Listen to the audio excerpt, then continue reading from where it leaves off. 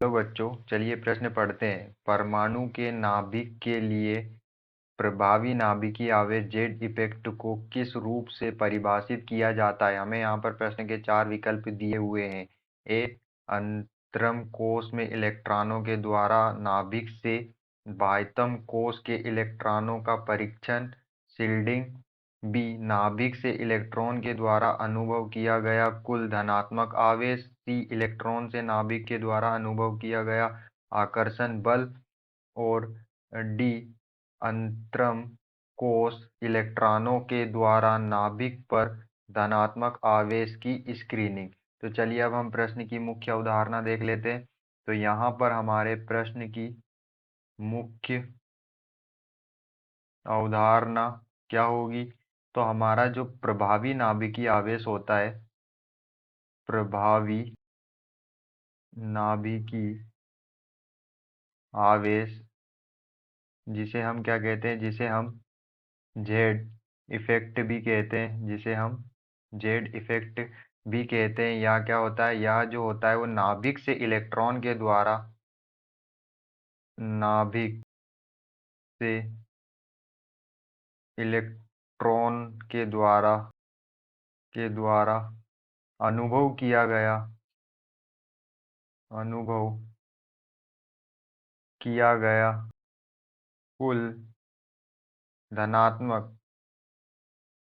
कुल धनात्मक आवेश होता है।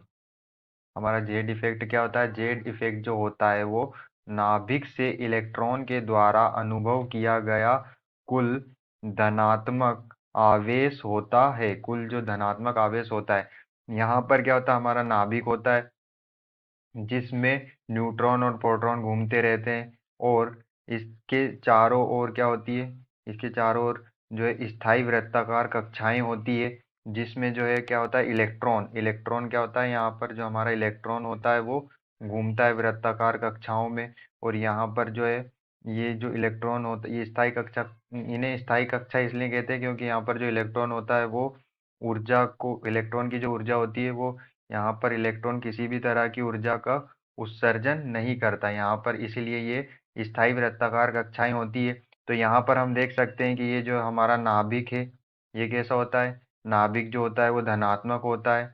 और हमारा जो इलेक्ट्रॉन होता है, इलेक्ट्रॉन जो होता है वो कैसा होता है, इलेक्ट्रॉन ऋणात्मक होता है। तो इनके बीच में यहाँ पर जो है हम देख सकते हैं कि जो हमारा इलेक्ट्रॉन है, यहाँ पर हमारे नाभिक से इलेक्ट्रॉन के द्वारा अनुभव किया गया कुल धनात्मक आवेश होगा। यहाँ पर जो है इलेक्ट्रॉन पर अनुभव होता है किसका, नाभिक का।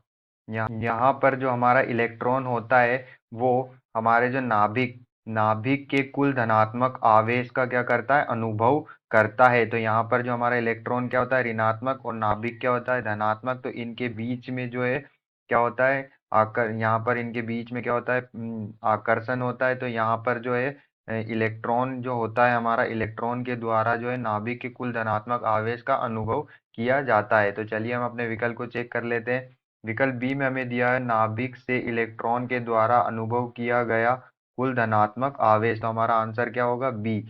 आशा करते हैं आपको समझ में आया होगा। धन्यवाद।